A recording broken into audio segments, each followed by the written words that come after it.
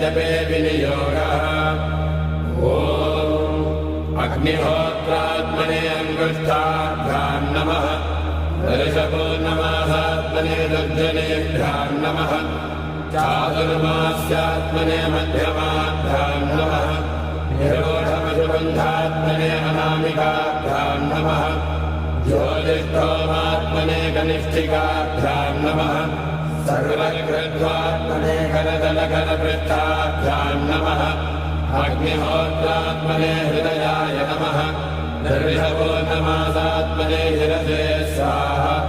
चातुर्मास्यात्मने शिखायै वषट् निरोधपशुबन्धात्मने कवचाय हुम् ज्योतिष्ठोमात्मने नेत्रत्रयाय भूषट् सर्वकृत्वात्मने अस्त्राय फटे भूर्भुवः सुवरो विधिग्बन्धः ध्यानम्